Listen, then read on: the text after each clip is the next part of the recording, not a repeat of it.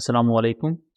Welcome to M रात। दोस्तों, दो अहम टॉपिक्स को डिस्कस करने जा रहे हैं। पहला बात करेंगे कि 6 नवंबर की शाम को पाकिस्तान और अफगानिस्तान के दरमियान अनफॉर्चुनेटली दोबारा से क्लैशेस का आगाज़ हुआ और ये बॉर्डर क्लैशेस काफ़ी बड़े पैमाने पर हुए भी, लेकिन टाइम लिमिटेशन रही और ये उस वक्त हुए जब पाकिस्तान और अफगानिस्तान के दरमियान तुर्किया में मुज़ाकरात चल रहे थे। और दूसरा हम बात करेंगे इंडिया टुडे के एक आर्टिकल पर जो ये क्लेम करता है कि इंडियन मिलिट्री ने मुख्तलिफ टेक्टिक्स को यूज़ किया, बट उसके बावजूद भी पाकिस्तान ने मल्टीपल मोड्स ऑफ जैमिंग को यूज़ करते हुए इंडिया के तमाम इकसाम के ड्रोन्स को जैम किया। और फ्यूचर में इस बात पर जोर दिया जा रहा है कि इंडिया की करंट सैटेलाइट टेक्नोलॉजी और कम्युनिकेशन इंक्रिप्शन पाकिस्तान की जैमिंग का मुकाबला नहीं कर पा रही। और ये ओपन एडमिशन है पहली दफा इंडिया टुडे की तरफ से। पहले टॉपिक की तरफ आ जाएं तो 6 नवंबर की शाम को स्पिन बोल्दक चमन बॉर्डर पर पाकिस्तान और अफगान तालिबान के दरमियान हैवी क्लैशेस का आगाज होता है। शुरू में गन्स, मशीन गन्स, इन छोटे हथियारों को यूज किया जाता है, बट अल्टीमेटली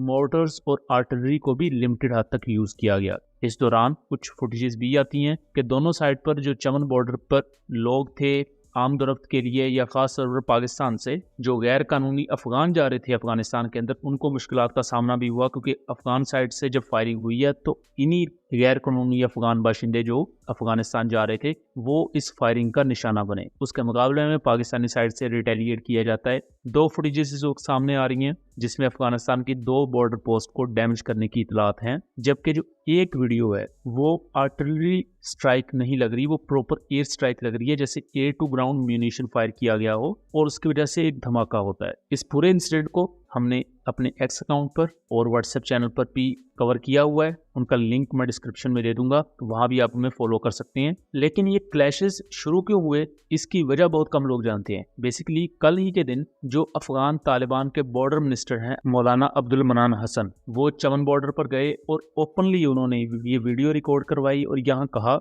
कि पाकिस्तान के साथ तो हमारा बॉर्डर है ही नहीं, ये एक इमेजिनरी लाइन है जो हम क्रॉस कर लेंगे। अब कहने का मकसद ये है कि एक न्यूक्लियर आर्म स्टेट को अब ये कह रहे हैं कि हम आपके बॉर्डर को नहीं मानते, तो जाहिर बात है जब आप एक मुल्क के बॉर्डर को नहीं मानते तो ये एक्टिव थ्रेट बन जाता है किसी मुल्क के लिए। तो जब किसी मुल्क को एक एक्टिव थ्रेट इस तरह का आएगा तो वो अपना मिलिट्री पोस्चर चेंज करेगा और फिर वो छोटी किसी भी मूवमेंट पर भी रिएक्ट कर सकता है। बट यहाँ पाकिस्तान के ऑफिशियल सोर्सेज ने ये कंफर्म किया है कि फायरिंग अफगान तालिबान की तरफ से शुरू की गई। जब ये अफगान मिनिस्टर ने ये बयान दिया उसके बाद पाकिस्तान ने फिर इसे रिस्पॉन्ड किया, जबकि अफगान तालिबान के जो स्पोक्स पर्सन है ज़बीउल्लाह मुजाहिद, उनके मुताबिक पाकिस्तान ने फायरिंग शुरू की, बट अल्टीमेटली पाकिस्तानी साइड पर जानी नुकसान नहीं हुआ। कुछ अफगान बाशिंदे जो पाकिस्तान से अफगानिस्तान जा रहे थे उनको इंजरीज हुई हैं, उन्हें हेल्थ केयर दी जा रही है, लेकिन पाकिस्तान की जवाबी कार्रवाई में अफगान तालिबान की एटलीस्ट 1 से 2 पोस्ट डिस्ट्रॉय हुई हैं। अब इसी दौरान पाकिस्तान और अफगानिस्तान के मुज़ाकरात भी चल रहे हैं और ये मुज़ाकरात 17 घंटे हो चुके हैं, अभी तक जारी हैं।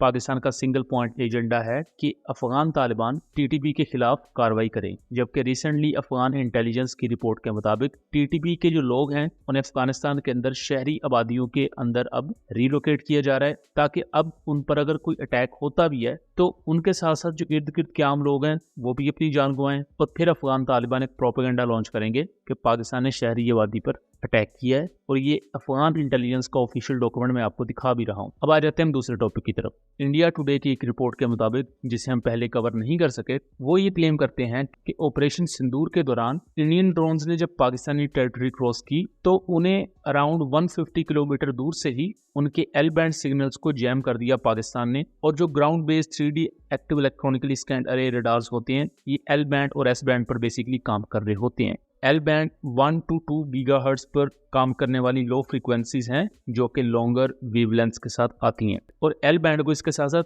नेट डिटेक्शन बैंड भी कहा जाता है, क्योंकि लॉन्ग रेंज रेडार्स, एवैक्स और जो सर्च रेडार्स ओवरऑल होते हैं वो एल बैंड पर ही काम कर रहे होते हैं या एस बैंड पर। जो फाइटर जेट्स के रेडार्स होते हैं हायर बैंड पर काम करते हैं 8 से 12 गीगाहर्ट्ज पर, जिसे एक्स बैंड कहा जाता है। तो पाकिस्तान ने इजीली 150 किलोमीटर दूर से ही ये एल बैंड कम्युनिकेशन को जैम करना शुरू कर दिया। तो इंडियन एयरफोर्स ने उसके बाद अपने ड्रोन्स का एल्टीट्यूड 1.5 किलोमीटर इंक्रीज कर दिया कि ज्यादा हायर एल्टीट्यूड पर उड़ेंगे। तो उस दौरान ये दूसरी किस्म की फ्रीक्वेंसीज को यूज करेंगे, जिसकी वजह से पाकिस्तान के लिए इनको रोकना मुश्किल होगा। बट पाकिस्तान ने तब भी एंटीना बेस्ड इंटरफेरेंस को यूज किया, जिसकी वजह से इनकी जो सैटेलाइट कम्युनिकेशन थी उसे ही जैम कर दिया। और सेम चीज हमने इंडियन जेट्स के साथ भी ये चीज देखी और ब्रह्मोस के खिलाफ भी, कि पाकिस्तान ने इनकी जो सैटेलाइट कम्युनिकेशन थी उनका मोड ऑफ कम्युनिकेशन वो कंप्लीटली कट ऑफ कर दिया था। तो यहाँ अब इस चीज पर परेशानी शो की जा रही है कि इंडिया की करंट सैटेलाइट टेक्नोलॉजी इस काबिल नहीं है कि उसे कंप्लीटली इनक्रिप्टेड कहा जा सके या उसे कंप्लीटली सिक्योर कहा जा सके। पाकिस्तान ऑलरेडी उसे डिक्रिप्ट करना जानता है